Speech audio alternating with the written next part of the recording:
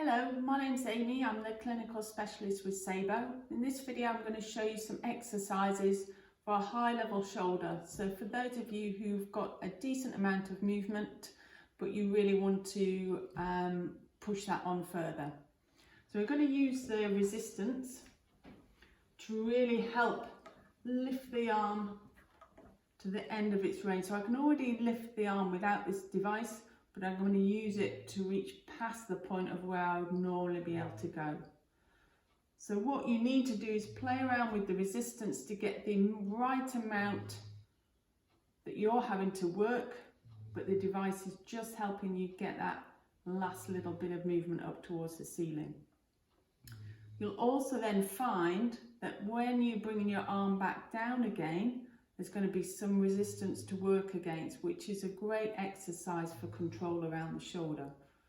So what you don't want to do is just be letting your arm ping right up really quickly and then struggle to bring your arm back down.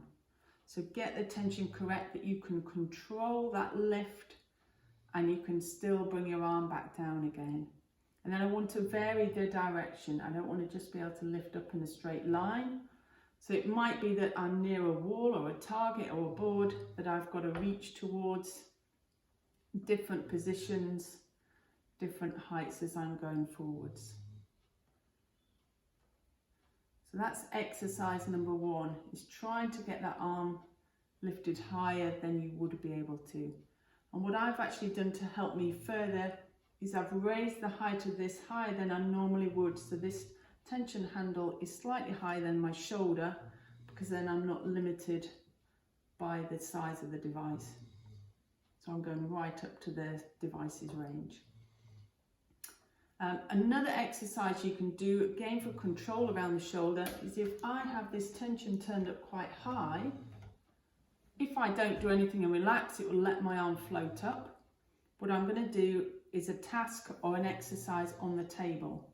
So then the whole time I'm doing that task, it might be writing, cooking, playing cards, playing a game on my tablet. I've got to work my shoulder to actually keep my arm down doing that task. And it's working on increasing the duration that you can do that the whole time. So that's exercise number 2. I'm going to turn the tension back down a little bit. Number 3 is thinking about the rotation at your shoulder. So this can be quite challenging even as you get more movement back in your shoulder.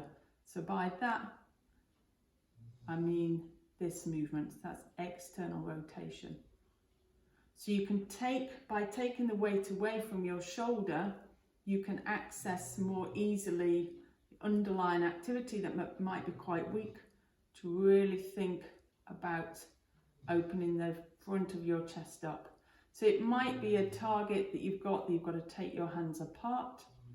You can see that I'm keeping my arm fairly close to my chest, so I'm not just letting my arm float up, and I'm really getting that pure shoulder rotation.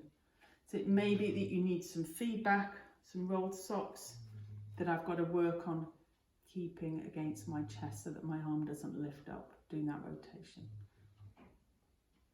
That's exercise number 3.